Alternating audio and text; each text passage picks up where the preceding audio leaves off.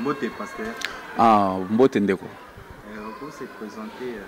C'est le pasteur Popol de l'église Adonai Véritable Chemin. Pasteur, le lot, tout le monde il y a maladie choléra.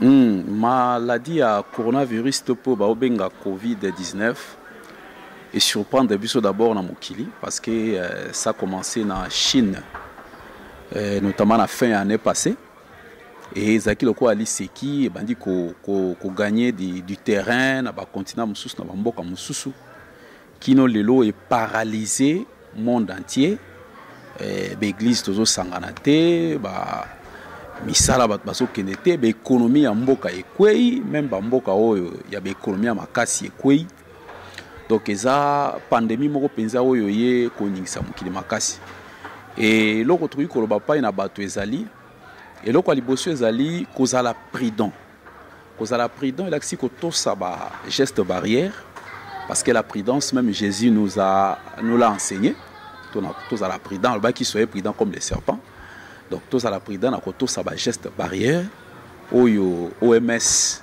na mokili mba pesi biso pe ba gouvernement nyonso lokola pe gouvernement oyo ya biso et loko mibale lokola ba Kristo il faut interpeller biso to comprendre que ba événement mondial ya boye oyo yaka iningisi monde entier et kitisi économie et kotisi mokili na kokoso mingi ezaka toujours na ba réalité moko prophétique na sima et eza moko na bien accéder kozonga na Yesu Masia eza sumusika te. Mais tout le monde dit que chiffre 20 est-ce que ça fait le chiffre il a existe le mominene? Bon koyi kozala moko na ba na yango parce que na histoire ya mokili ba année jumelle ezalaka toujours na mo ba problème moko boye. Au moins par exemple 1919 ezalaka grippe espagnole ce qui na mycocité si je ne me trompe pas et 2020 eza yango. Mais au-delà de ça, ils ont l'année 2020 toté le col à Baptiste tout au benga mika katozala na kosenzela to pe kozala prida. Mais tout le monde a en mboka ya États-Unis bango ekitaki mais éthiquement sous matit sur 53 oyo bazozwa mokono wango chaque 24 heures bazozwa 24 heures mais balobiki ko basilisa ngo bato bazwa te ko bazana basia vaccin na moto nyonso. Bon, évidemment c'est ça. Tout le monde peut tout seul dans bilili. Tout le monde aux États-Unis les chiffres en rebondir et mater de sous. Et ça ne peut pas si pour tout ça peine en bas ndeko ebele kuna. Bon, likamba vaccin balobi yango, ba vaccin banda ko exister banda kala na mokili. Mais toujours est-il que lelo yo na ba considération prophétique aussi. Ba vaccin so ko ya et ko ça pe mala moto ye ba penza mozindo ya vaccin les andengeni.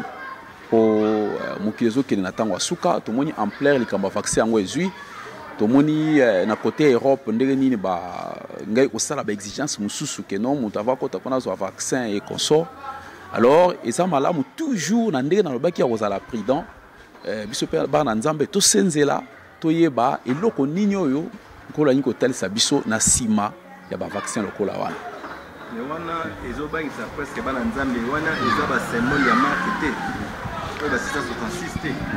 Bon, il faut que ça va en Nzambe parce que même ce que ça symbole il y a 666 moi en Nzambe ko banga te pour moi en Nzambe benga mi un jour à lever à kende na lola et moi en Nzambe oyo nkolo aponi ya pespo moine pa ina nkolo pe aza abota mimbotama ya sika marque na la bête voya ko mema été parce que nkolo ko enlever et akobika marque na la bête te mais au-delà de ça to benga mi toujours tous à la prudence. Parce que à travers le monde entier. Oui, malobasu kezali keto zoa likambo na lisekite ndenge na hota koloba ne bandeli to zo na ba volé mibale volé liboso na volé moko purement sécuritaire sanitaire na biso to misenzela na ko to saka ba geste barrière na ko éviter bisika peut-être ba za ebele ndenge ba lepsi biso et na volé mibale za na volé moko spirituel to yebana ko mibatela malamu to za na distraction te o tango ekomi na suka. Dès la bague bandeli combo église ezali église Adonai Véritable Chemin. Na lobaki combo langai pasteur Popol Numéro de contact, c'est 09 98 21 78 57. Merci, pasteur. Ok, c'est bon.